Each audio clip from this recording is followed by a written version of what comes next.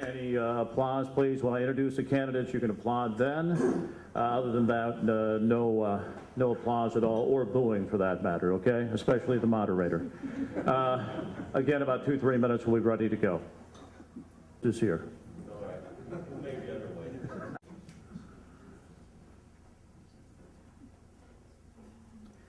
And a good morning. We are live on News Talk Radio 1490 WOSH. We're at the LaSure's Banquet Hall. This is the congressional debate featuring the Republican Congressman Glenn Grothman, Democrat Sarah Lloyd, and independent challenger Jeff Dahlke. A round of applause for our candidates.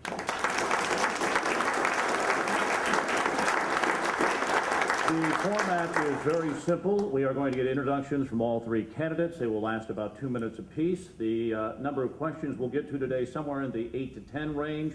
Each candidate will have 2 minutes.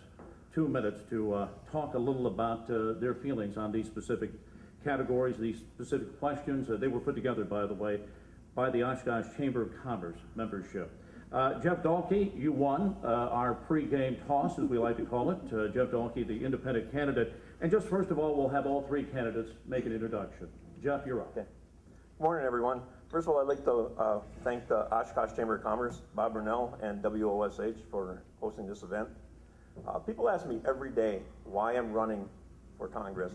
And I tell them because things are so polarized in our two-party system that we actually need an independent in there to kind of shake things up and get things moving again. You know, when it comes to who I'm running for, I mean, I'm running for every single person in this room. I can be an independent and not have to worry about which party I have to answer to. So I can actually be a true representative of these people. I'm running for the single mom that's working 2 jobs, you know, worried about taking care of their kids, paying for their child care. I'm worried about the retirees, you know, worried about what's going to happen with their Social Security. What's going to happen with their pensions?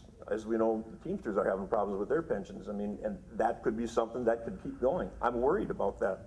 Worried about the military families risking their lives and come home and then they have to struggle. There's absolutely no reason for that. I'm worried about that. I'm worried about every single person in this room at risk of losing their Social Security at some point. They say it's not going to last forever. Well, if we replace the money that was stolen, it'll be solvent, and if we lift some caps on it, we're going to be great. I'm also running for the reason that I understand the problems of the people. I know what it's like to have a family, be married, have 2 incomes coming in, get divorced, and all of a sudden now everything's split, and you're struggling trying to make ends meet. You know, I get that. I've lived that. I understand what it's like to lose a job and wonder, how am I going to pay my bills? Which ones do I leave slide so that I can feed my kids? I get it. I've lived that. Those reasons why I think that I'm going to be a true representative of the people of Wisconsin, because I am a member of the community in Wisconsin. I've lived almost everybody's life. I am and will be a true representative of the people. Thank you, Jeff. Jeff Dahlke, independent candidate. Second is Congressman Glenn Grothman. You have 2 minutes, sir, to introduce yourself. Okay, I'm Glenn Grothman. I'm wrapping up my first term as a congressman for this area. I originally ran for this job for a variety of issues, and I think in my first 2 years, I've gotten a lot of good committee assignments. I think I'm well respected by leadership, but well respected by people on both sides of the aisle. I've shown that I can get things done, but I've also shown that I'm not afraid to buck party leadership. As far as the main issues that I ran on originally and that I feel are important that I'm going to focus on in my second term, first of all, I've been very critical of the current welfare system. I think the current welfare system discourages people from working, which kind of saps the purpose of life away from them. The current welfare system also discourages marriage. And I think it's nice if the next generation has a mother and father at home and we don't have a welfare system so tilted towards discouraging the nuclear family. Secondly, I'm worried about the immigration system. It shouldn't be a problem. Our immigration laws should be enforced. But presidents of both parties, and I mean Barack Obama and George Bush and Bill Clinton before that, haven't enforced immigration laws. I love immigrants. I love talking to them because frequently I think they understand what's great about America more than the native born. But again, we should be picking our immigrants, doing what we can to make sure they are all working and not committing crimes. Third, I'm worried about the government debt. It's a $19 trillion debt. I'm not going to Madison to propose, or going to Washington to propose more spending programs. I think both in Washington and prior to that, in Madison, I've established myself as somebody who's not afraid to say no to the spending interest, which is difficult on any level of government. Fourth, I'm worried about the economy, the overregulation of our business, and the fact that we have so many jobs out there, good-paying jobs that aren't filled at the same time that other people claim they aren't able to find a job. And I think I'm good at trying to match things up there. I'm worried about local control in our schools. I've made some progress the first term, but I want to do more. And finally, I'm a little bit involved in the heroin epidemic that we have, which is to a certain extent the responsible of the federal government not doing a good job. Thank you, Congressman Glenn Grothman. Sarah Lloyd is the Democratic candidate, and you'll have 2 minutes as well to introduce yourself. Thank you, and thanks so much to the Chamber for putting this on and to WOSH for broadcasting it. I'm going to take a second to introduce myself and let you know the experience that I bring to the table. I'm running for Congress, coming as a dairy farmer and a person that works off the farm on agricultural market development. So my husband and I dairy farm outside the Wisconsin Dells with his family. So we run the small business there. And then I work for the Wisconsin Farmers Union and the Wisconsin Food Hub Cooperative. And that's about building better markets for farmers and connecting farmers and consumers more closely. I was elected to the Columbia County Board for 2 terms, and I sit on the National Dairy Board. I was appointed by the U.S. Secretary of Agriculture to that position in 2013. I've also worked internationally in Sweden, Finland, and Russia, including work on U.S. Agency for International Development programs in forest management and rural economic development. I am running for Congress because things are out of balance. We have more and more people working harder than ever and still not making ends meet. We have a problem that our democracy has been captured and our economy has been captured by powerful special interests. And I will stand up to those powerful special interests, and I will work to build an economy that works for everyone and not just those at the top. Thank you, Sarah Lloyd.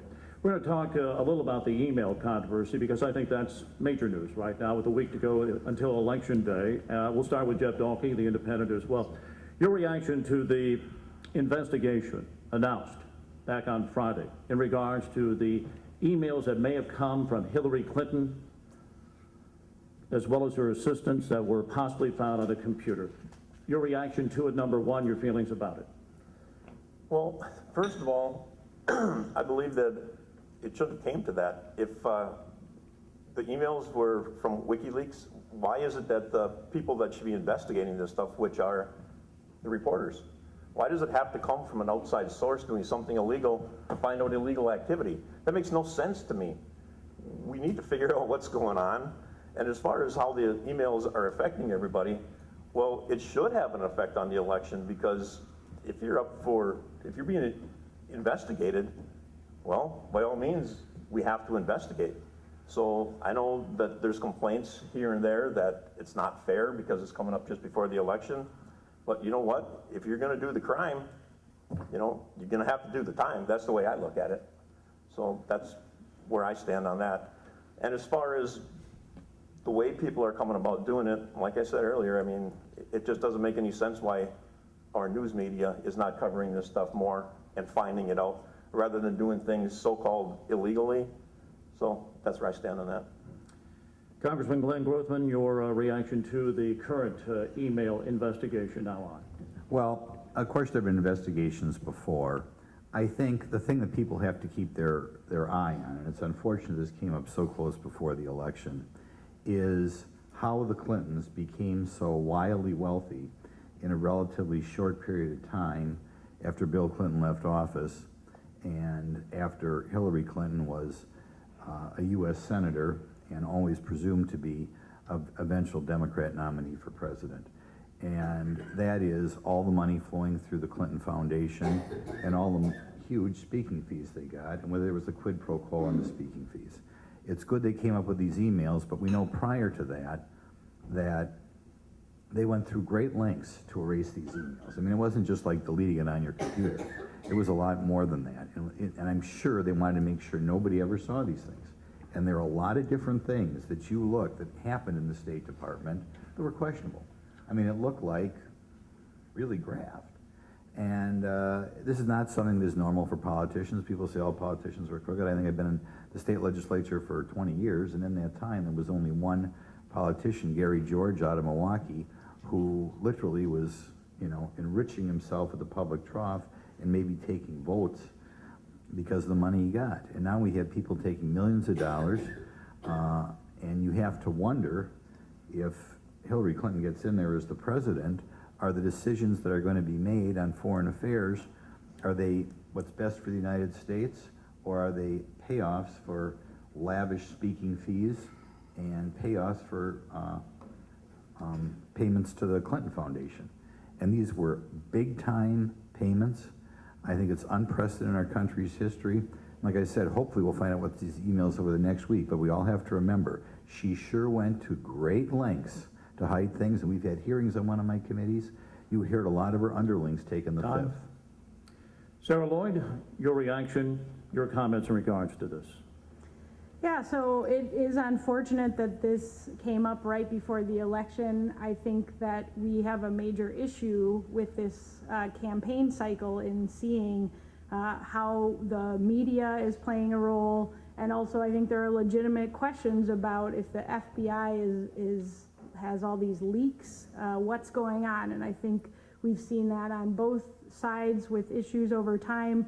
I don't think we need to get into a contest as to, which party is handling things better. I know that we have a person at the top of the ticket that has integrity, and we need to have something done in this country about the problems that are actually of concern to the people. And unfortunately, this email controversy is a distraction to me to the very, very important issues and the serious problems that we have in our communities, nationally and internationally. It's very disturbing to me, these conversations about what WikiLeaks is doing and what possible Russian involvement might be, and we do need to investigate that fully. But again, it's a distraction from the economic problems that we have in this country, and we consistently have an issue where the economy is leaving many people behind. And so the more that we get into this horse race and this celebrity contest of the presidential election, the less we are able as a people to concentrate on the real issues. And those are the issues of protecting Social Security for our seniors so they have retirement security, in dealing with having good jobs that support families and communities. Those are the real issues. And in Congress, I'm glad we're running for Congress, because Congress can actually deal with these issues, and that's what I will do in Congress. Our next question involves legislation. We'll start with Glenn Grothman. He is second here. But one piece of legislation that you've already initiated or will initiate that improves the business climate here in the state of Wisconsin. Well, I'm part of trying to do something on the overtime rule. I'll go back on something else. The Career and Technical Education Act was something that I was a part of. We have, like I said, one of the big problems as I get around businesses here is they can't find people to work. And it's the manufacturers that are having a particularly difficult time here, which is a problem. Because manufacturing is, I would say, maybe the most important part of our economy. And I say that because manufacturing brings money into the area. There are plenty of other wonderful businesses, but I think our wealth is determined by the manufacturing and agriculture sector. And when again and again I find people who are saying they can't find jobs or can't make ends meet, and when again and again I get around the district and tour manufacturers, and so the 6th Congressional District has more manufacturing jobs than any of the other 434 districts in the country, we've got a problem. Because it's hurting our economy, because they could produce more if they had more workers, and we have a problem because we have people who aren't working. So the Career and Technical Education Act, which has passed the House, I hope it's taken up in the Senate in the next 2 months, opens things up, gives a lot more flexibility in taking federal money and allowing the technical schools to match up people with the jobs that are out there, as well as looking at the K-12 education system as well. So I think as far as something that improves the economy, I think my efforts to make sure that the highly paid jobs, or the well-paid jobs of the 6th Congressional District are filled, and also at the same time making sure that we don't have people in jobs that are either not paying well or not being paid at all. So I guess I'd say one thing, that's a bill that I worked on in my position on the Education Committee. Sarah Lloyd, you will get the question as well. What one piece of legislation would you initiate to improve the business climate here in the state of Wisconsin? Thank you. So one of the things that we need to continue to work on is the infrastructure development that forms the core of our economy. As a small business owner, for example, I struggle without having any access to high-speed broadband internet. This is a problem for many small businesses as well as our private companies around the district. I would be a strong advocate for making sure that the federal resources are there. Broadband internet, as a dairy farmer, I need to file my payroll taxes, I need to check the markets, I don't have any access to high-speed internet, and it's hurting small businesses, it's hurting entrepreneurial development. We hear about students both at high school, technical college, that when they're at home, they can't work on their homework because they don't have access to the internet. The broadband internet is a utility, it's not a luxury, just in the same way that the rural electrification effort was done to bring electricity out into the rural areas. We need to do that in Wisconsin, and I would be that would be a bill that I would take up as a high priority in Congress. And we know that we will see job development, we will see the ability for people to grow their businesses with that access to information. It's not fair right now that only if you're in the more urbanized or densely populated areas that you can have access to that. So that would be something that I would put as a priority to get behind. Thank you, Sarah. Again, Jeff, the question is, what one piece of legislation would you initiate that will improve the business climate here in the state of Wisconsin? Well, believe it or not, that one of the things that we really need to look at is workman's compensation. And the reason for that is, with the opioid epidemic, did you realize that 80% of all workman comp claims are definitely related to opioids? So that's one of the things that we would really have to look into. Other things that we're going to need to look into also are the Fair Labor Standards Act. Is having people businesses pay overtime for salaried employees is lifting the number from where you start being exempt from that rule. But that alone is going to cost businesses over $1 billion in that alone. And really is supposed to come into play here December 1st. Glenn, you're probably going to have to hop on that before I can get there. But that's one of the things that we need to do. Other legislation that we need to look into is our trade deals. Something so that we can get fair trade back to the businesses around here. Cut regulations. Regulations are killing businesses.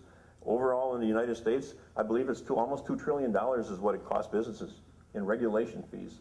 And that's ridiculous. Those are all things that need to get looked at before, we can go on and have things good like they had been, 20 years ago. And those pieces of legislation, I believe, are some of the things that need to get looked at and worked so that we can get things back on track here in the state and in the country as a whole. Thank you, Jeff. Sarah, we'll start with you. Here again, the questions provided by the Oshkosh Chamber of Commerce membership. What is the biggest problems facing the 6th Congressional District, and what policies would you advocate to solve those problems? You have 2 minutes. So I guess I will go back to infrastructure and then talk about what the wage and sort of worker pipeline is for our businesses here in the area. So I talked about broadband internet as a key infrastructure piece that's needed, but we also need to make sure that we're maintaining our roads and bridges. And I also think that we need to look very seriously at the transportation in general. Let's look at rail, the Fox Valley Corridor, both for freight and the potential for passenger. Rail would be a big economic boom to the area. It would mean freedom of movement for workers, freedom of movement for goods, and it's a high time that we do that. And it also provides us with the ability to get into more renewable sources of transportation with more communal traffic and more efficient movement of goods around the area. But we need to invest in that. The problem is that we've left those things to start crumbling. And just like on our farm, I would like to go out and buy a brand new combine if my combine head hits a rock, but I don't get to do that. I actually have to maintain my equipment because that's cheaper in the long run, and you know, they don't make them like they used to, so the good old ones, but that you can actually fix. So we definitely need to build our infrastructure to support all of our jobs and our companies, and then we need to think about wages. So I support raising the minimum wage. I support raising it to $15 because we need more money in the pockets of our workers. Again, as a dairy farmer, I need workers to have good wages so that they can afford to buy my products. That's the way our economy works. We live in a consumer-based economy. Thank you. Jeff Dahlke, biggest problem facing the Congressional District, and how would you attack that problem? Well, personally, I think one of the biggest problems we're having in the area is what it's going to come down to is campaign finance reform. Whatever we want to pass is not going to happen unless we can get the money out of politics. So that's one of the very first things that we need to do. There's so much money in politics that nothing gets passed. The right has to take care of their own, the left has to take care of their own. That's the way it is. And as far as the other things in the area, you know, I had just talked to some people in, I believe it was in Manitowoc County at LTC. And I was talking to the students there. They were getting their GED. And they were talking about minimum wage. They had asked me what I thought. I said, it can go up slightly, but on par from what it was 30 years ago, percentage-wise, it's pretty close. But what their biggest concern was, is they said, if we could take care of daycare, that's where single parents are having their biggest problem is with daycare. You know, it's costing them a fortune just for that alone. They said, we'd work for $6 an hour if we could get our daycare taken care of. What the problem is that wages, as the wages go up, their daycare benefits come down, so it's really, it's a catch-22 for them. Do they want to make more money? And actually, you don't make more money. You're going to make more money, but you're going to pay it on the daycare. So we need to kind of look at that, and I think that there's a lot of people in this district that struggle with that whole daycare thing alone. That's one of the big things that we need to look at, and I think that should be something even on a federal level that industry should have to look into it and see if they can take care of their employees just for daycare. I mean, most people don't ever want to talk about the elephant in the room, but quite frankly, I believe that's one of them that's in the room that's a concern to most every people in the state. Congressman Glenn Grothman, again, the question, what is the biggest problem facing the 6th Congressional District? What policies would you advocate to solve those problems? Well, I guess I'm going to come back to the major issue I ran on, and that was the welfare situation, because the welfare situation affects so many different problems. You get in the district, like I said, we have a labor shortage right now. We can't find people to work, and to a certain extent, that's because we're paying people not to work. Not only do I find employers who feel they have people who would sometimes rather not work, maybe they'd work a limited amount of hours, because if they work more than 20 hours a week or 30 hours a week, it begins to dig into their benefits. It also creates a situation where sometimes workers don't want to raise, because they know if they make more money, maybe they lose their Obamacare subsidy, maybe they lose their Badger care, maybe they lose their low-income housing. So as we address the out-of-control welfare system, it's going to improve our economy, first of all, because it's going to get some workers out there that the employers desperately need. Secondly, I think the welfare system is encouraging parents to provide a bad role model for their children sometimes. And that bad role model leads to children doing poorly in school. And I think if you talk to some of the teachers, they'll find a lot of the problem with their troubled kids are troubled parents. So I think it would improve the education system as we got the welfare under control. I think, you know, sometimes the welfare leads to people having too much time on their hands. We have this huge drug problem in our community, the heroin problem in our community, which I think to a certain extent, to a certain degree, comes from people living what I'll call the welfare lifestyle. I think sometimes that leads to crime, and of course it's very expensive, so it leads to higher taxes as well. The answer to these things is to change the benefits so they're not so attractive, so we don't have people living this lifestyle permanently. There were, in this country, a total of 17 million people on what they used to call food stamps about 16 years ago, and now we're over 40 million. When a number like that doubles so quickly, To a certain extent, you would say some people are in a more difficult shape, but to a large extent, a lot of people are changing their lifestyle. Jeff Dahlke, this question goes to you first. In 2014, mandatory spending, which includes entitlement programs like Social Security and Medicare, along with net interest costs on the debt, accounted for 80% of all government revenues. These costs are projected to go to 90% by the year 2023, further compromising all other government programs. Would you favor restructuring federal entitlements to ensure these programs are preserved for future generations? And if so, what specific reforms would you implement and how would you do it? First of all, I don't believe that Social Security is an entitlement. It's everybody's right. So I want to make that clear right now. The one thing we can do to make it solvent is we need to lift the caps. Take the caps off of what we're paying for on Social Security.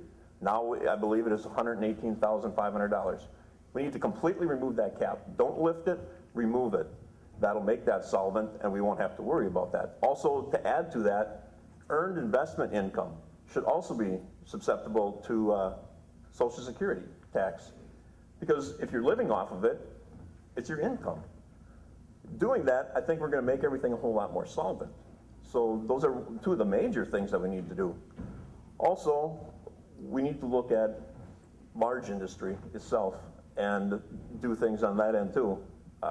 Make sure that everybody's paying their fair share on everything. But I believe that we need to make Social Security solvent. And if we can do that, I think we can have a chance at it.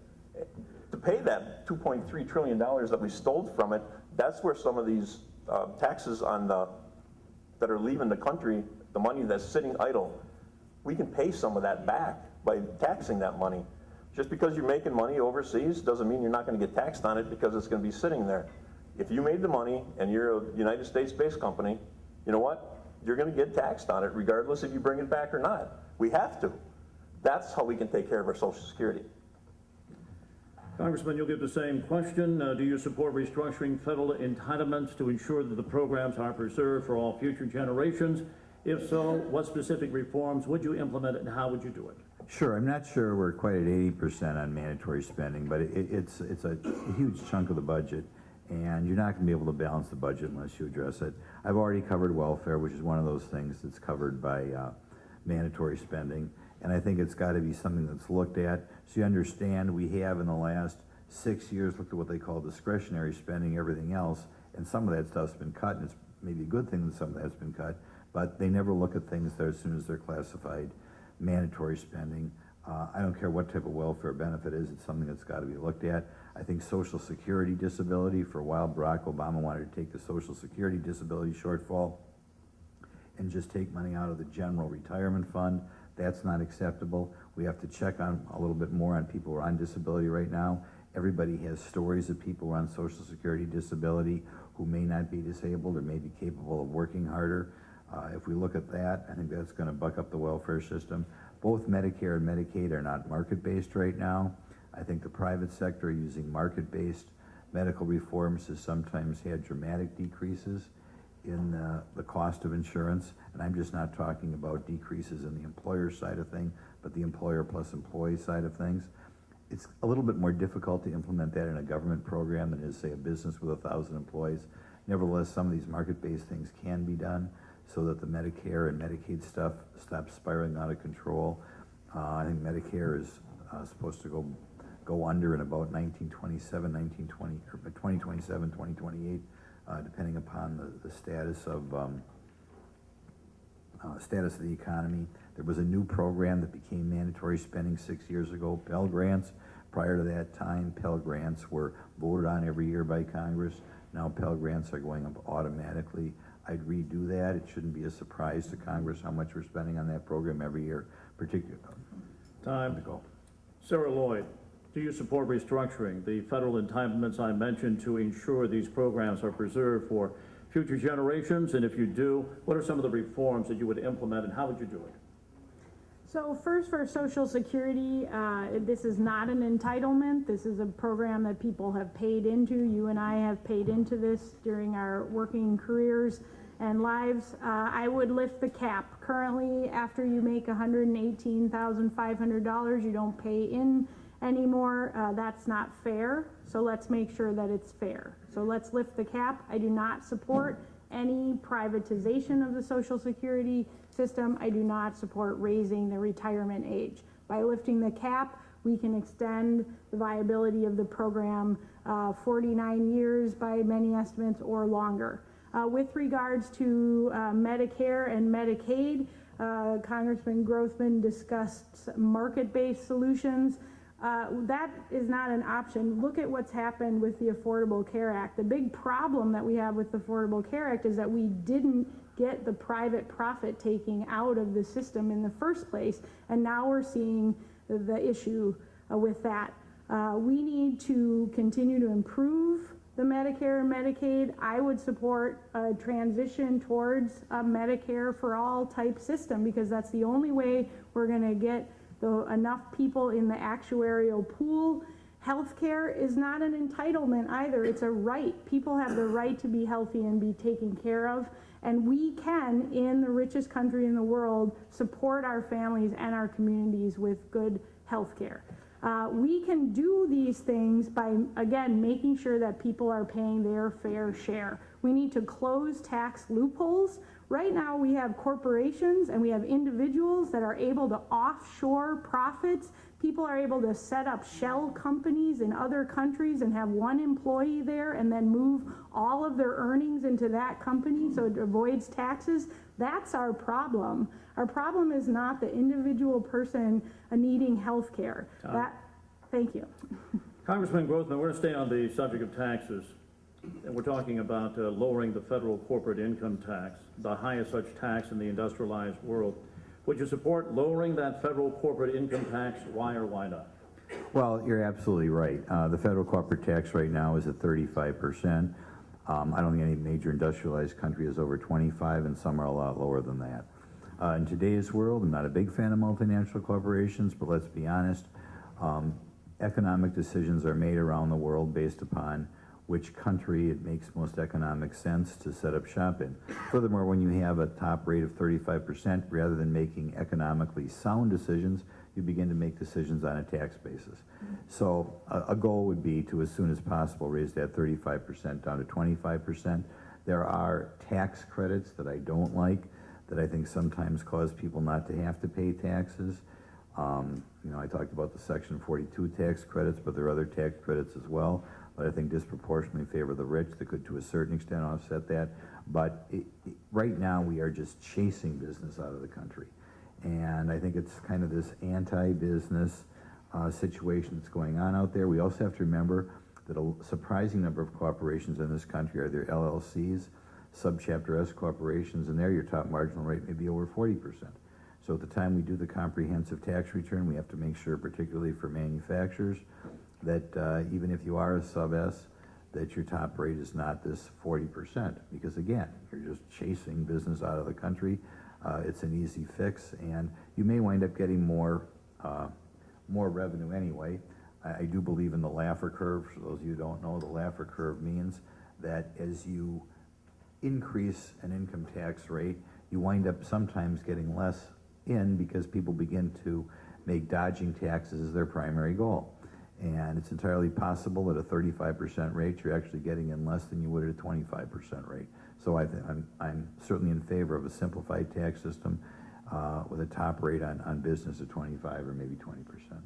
Sarah, you were talking about this when I had to cut you off, so we'll go back to you here. Would you support lowering the federal corporate income tax, which is the highest tax in the industrialized world? Why or why not? You can pick it up there.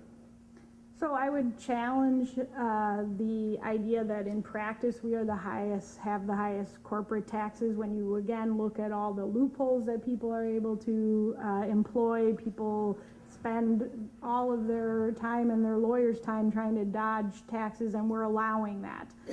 We have high-paid CEOs that are able to put compensation into stock options and then avoid taxes. We also have great profit-taking going on Wall Street in high-speed speculative trading. We could put a very small incremental tax on that and bring that into to help support the infrastructure of our economy. I think it's problematic to kind of put the government operations just into taxation, because what my philosophy is that we need to support our families and communities, and we can have an economy that is closer to the ground, that actually supports businesses and communities. As a farmer, I come out of the cooperative movement. We can have a cooperative-based economy where we have tighter supply chains, where all of the people from the producers to the distributors, the processors, the retailers, they all get their fair share, but that involves being in it together. And so if you're in it together, you're not trying to avoid paying your fair share because you're getting something out of it. And we can build an economy that works like that. So all this discussion of chasing businesses out of the country, we're not doing that. We're allowing people to not pay their fair share. And in Congress, I would work to make sure that that the rules are followed and it's fair, and we can support a vibrant economy and vibrant communities with that kind of a system.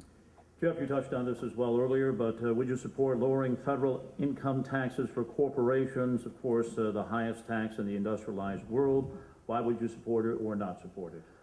I would support it going down to between 20 and 25%, as Glenn had stated. But the one thing with that, we need to eliminate every single tax loophole and subsidy going to companies that are moving out of the country. You know, they're not paying their fair share now the way it is. When they're moving their jobs overseas, it all comes down to labor. That's the reason they're doing it. They can say that as taxes. They can say that all they want. But it's not. It's their labor costs. Because when you can go overseas where you have absolutely no regulations, it's easy to get your product made there cheap and ship it back and make money. That's not a fact at all. I mean, that's just the way it is. But if we can get rid of them loopholes, then they can't use that excuse anymore, is we're leaving because our taxes are too high. You know what? Okay, we'll drop down to 20, 22, 25%. But that excuse is now gone because they can't use that tax excuse anymore. Because you remove them loopholes, and they're going to be paying their same amount that they were anyway. So that excuse for them will be gone.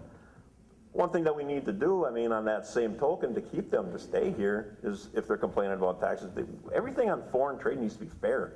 Right now, it's not fair at all. You go to China, I've been there several times now, been to Lanzhou, China. You cannot see across the river, the pollution is that bad. So if we want to have not just the taxes to keep them here, we need to have everything fair globally for environmental standards. We are fine where we're at. The rest of the world needs to catch up to us. So back to the taxes, yeah, I support lowering the taxes, but I also support completely eliminating every single tax loophole that we have for corporations and remove subsidies and actually penalize them if they're going to leave. Thank you, Jeff Dahlke. We're going to move on to Obamacare, the Affordable Care Act. Question goes to Sarah Lloyd, the Democrat, first of all. Do you support or oppose the Affordable Care Act? What changes, if any, would you propose to improve its efficiency in the future? So the Affordable Care Act is a step in the right direction. It was necessary to cover people. One of the things that it did a good job is dealing with the issue of pre-existing conditions. We had many people that were quote unquote uninsurable, and that is not a good economic situation. It also leaves people very vulnerable. We all know a personal story. A friend shared on Facebook just the other day that she'd made her last payment on a $40,000 hospitalization due to Lyme's disease, and that was before she was able to be covered under the Affordable Care Act. So that does not work for people. It doesn't work for our communities or our economy when you think that prior to the Affordable Care Act, you had 2/3 of all personal bankruptcies caused by illness or medical expense. So the Affordable Care Act is a step in the right direction. We need to continue to improve it and expand it so it actually works. Again, as I mentioned earlier, the issue we're having right now is we did not get the profit taking of the corporate insurance companies and big healthcare and big pharma out of the system. And so the problem we're having is that there's too much profit taking. So I would reform it so that we can actually add more people to the actuarial pool so we can get better rates. We also have the issue of high prescription drug prices that are really difficult for people right now. Again, we need to be able to negotiate drug prices for the Medicare and Medicaid system, similar to the way that the Veterans Administration is able to do And so I would be a strong advocate for that as a way of moving the system to improve it. Thank you, Sarah Lloyd. The question now to our independent candidate, Jeff Dahlke. Do you support or oppose the Affordable Care Act? What changes, if any, would you propose to improve the efficiency of that program? Well, I don't know if repealing it is the complete answer here. We need to definitely look at it and see what needs to be fixed, because right now, it's definitely not affordable, so by name, it's wrong. We need to get the right people in there to look at it, though. We need to get hospital administrators, nurses, billing people, doctors, even people from the drug companies. Everybody that's involved in healthcare needs to sit down with this and say, hey, is there anything here that we can salvage? It might not even be salvageable. We might actually just have to start over. But we need to look at it and see what can be fixed, if anything is there left. But if that's not the case, then we have to throw it away. Throw it away. But we have so much money sunk into this. Do we really want to throw all that away that we have into it so far? So I feel we need to look at it and really examine it by the proper people, not politicians. What do politicians know about healthcare? Absolutely nothing. So why not get the right people in the room to fix the problem, and we can go from there. I think, in fact, that it was probably designed to fail in the first place to get everything as single payer. Single payer might be all right, but we need to look at other countries. I was just in Canada not too long ago talking to people there. Their lines to get to the doctor are horrendously long because of the simple fact that you have free health care. If you have a cold, you go to the doctor. You scratch your finger, you go to the doctor. People go to the doctor for every little thing there. Excuse me. So we're actually going to have to look there and take some advice from the countries that have it and see what's not working for them. So if we do have to implement single payer, we can make it work right out of the chute. And again, get the right people there to set it up, not politicians. Congressman Grothman, your feelings about the Affordable Care Act, what changes, if any, would you propose to improve its effectiveness? Well, I was opposed to the Affordable Care Act when it came out. I voted to repeal the Affordable Care Act. I'll point out that there are parts, well, things like pre-existing conditions, I think you talked to almost everybody in Washington, and that provision's not going to disappear. But the idea that the government can get very involved in something, a lot more involved than under the old law and things that improve, is just not right. And there are a lot of people right now whose attitude, as it is to so many other failed government programs, is, well, we had this massive expansion of government control over this segment of our economy, and guess what? The problem is we didn't expand enough. If only we go further, things will be better. That's not right. I think we have to go back to a market-based approach. I think we were moving there on individual businesses prior to this time. Big fan of John Torinas. He wrote a book, a guy who owns Serigraph, but a lot of their businesses are doing it as well, in which they take advantage of HSAs. Individual businesses were taking advantage of kind of local clinics, and they were able to reduce the total cost, not the business cost, but the business plus employee cost by about 40%. And if you did that, we would have no problem with the cost of insurance in this country. The problem is too much of the insurance, including the, particularly the federal programs, are not market-based, and because they're not market-based, like Jeff said, people are going to the doctor for anything. They're not shopping from clinic to clinic to see what's cheaper. Maybe they're allowing tests to be taken that they wouldn't allow otherwise.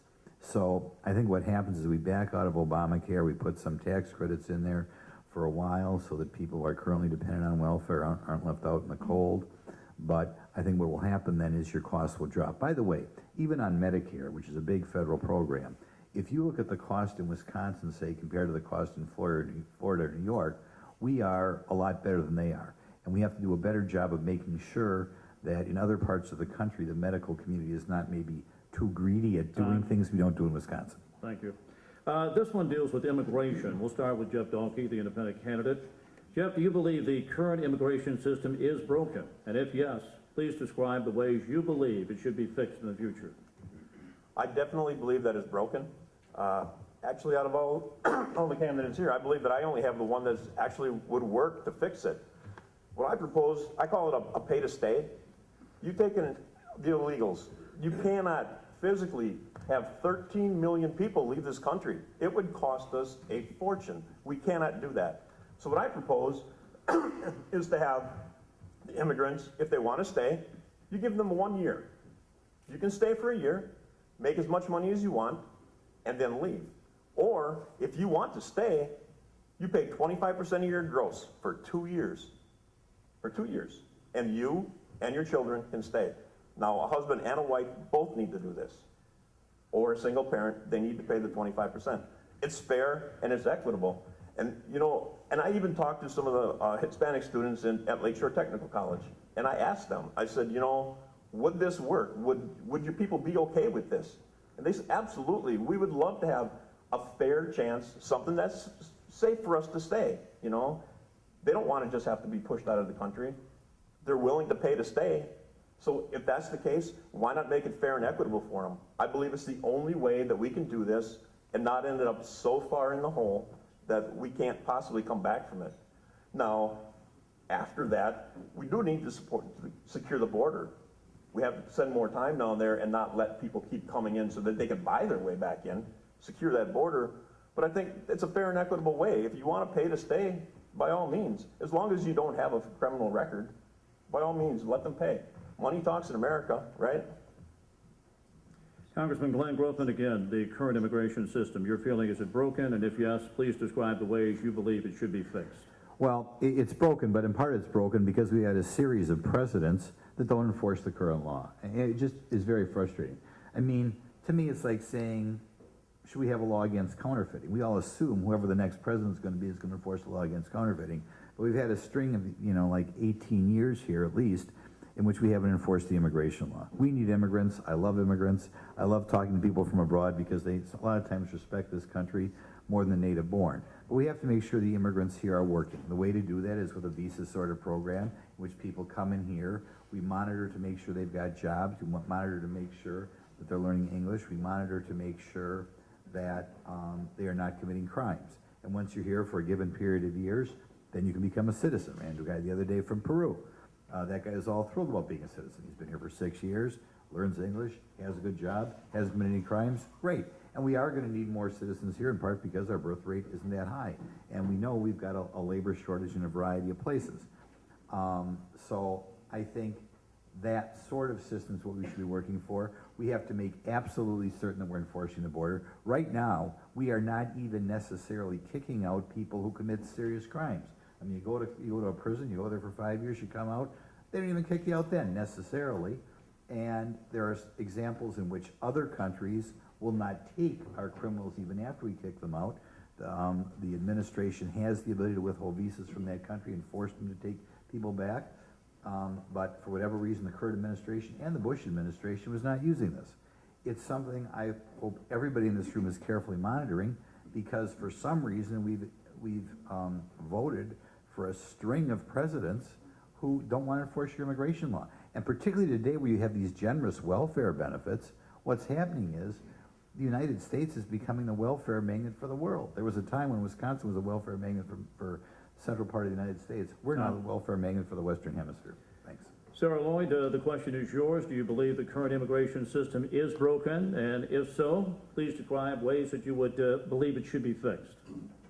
So we definitely need comprehensive immigration reform. We have a major issue here with estimated 11 million people here without proper documentation.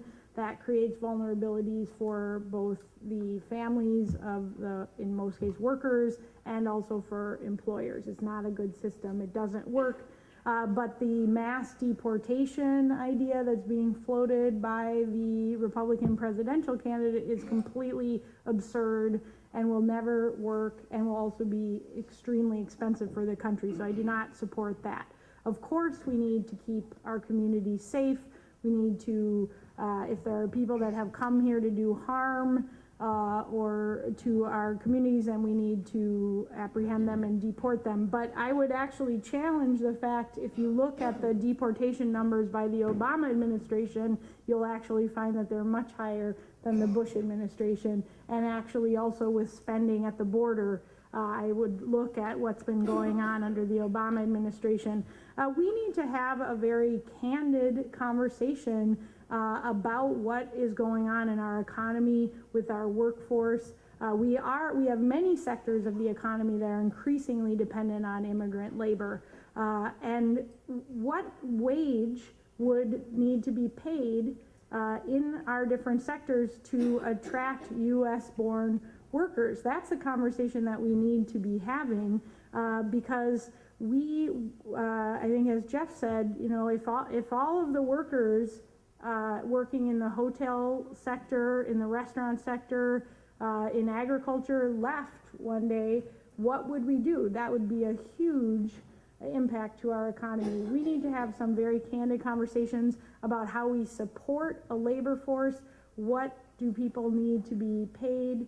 And we need to have these big conversations. Thank you very much. I want to thank the candidates for their time today. I want to thank you for attending as well. We've come to the portion of the program. We're going to have 1-minute final statements.